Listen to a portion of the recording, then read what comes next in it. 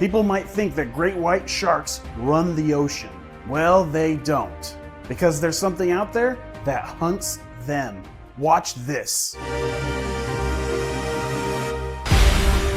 Today we're breaking down why and how orcas hunt great whites, and why orcas are the true apex predators of the ocean. If you thought that great white sharks were the top predator of the ocean, I understand why. These sharks can grow up to 20 feet long and weigh over 4,000 pounds. This isn't just a big fish, it's the largest toothed shark in the world. And it's built for one thing: killing. They haven't had to evolve for millions of years. They don't chase their prey around. They don't need to. They hunt from below. Slow, quiet, almost invisible. And then we see moments like this. Damn. Wow. That shark is big. They explode upward with insane speed. A 2-ton shark launches completely out of the water. It hits with one of the most powerful bites in the animal kingdom, and razor-sharp serrated teeth. That combination is enough to rip its prey into pieces. Along with being the shark with the most attacks on humans, they have earned their reputation as the most feared predator in the ocean. At the top of the food chain. Or is it? Because something hunts them. In some places where great white sharks were everywhere, they just started disappearing. Entire areas empty. No warning, no clear reason. The sharks were just gone. There was a mystery in the oceans of South Africa. Great white sharks were washed up on the beach, and something was really off. They weren't torn apart like you'd expect. No massive bite marks, no signs of a typical attack. Instead, there were clean wounds right near their dorsal fin.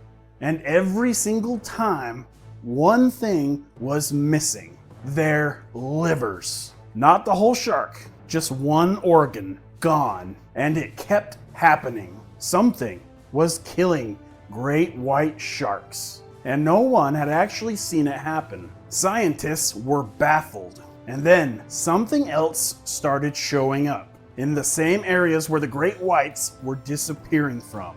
Orcas, also known as the killer whale. At first, it didn't seem connected.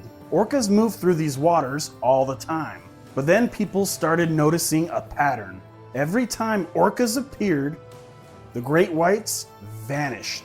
And not just one or two, entire populations gone out to sea. That's when it started to click. This wasn't a random event.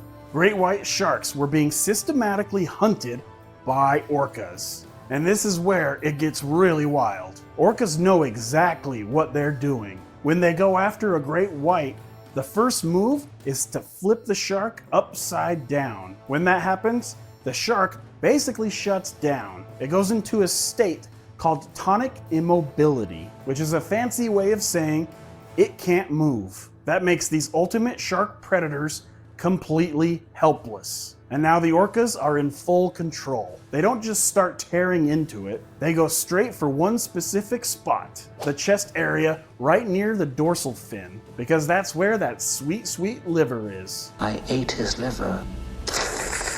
It can make up a huge portion of its body. And the reason they want the liver is because it's packed with tons of energy-rich nutrients. It removes the liver and leaves the rest. This same method has been seen over and over across the ocean, which means this isn't instinct, it's strategy. Orcas across many different populations have figured out how to hunt these sharks. When orcas hunt these sharks, orcas don't usually do this alone. They hunt in pods, working together, coordinating, overwhelming their target. Going back to the original clip at the beginning, this orca is named Sophia, and she was filmed hunting a great white shark.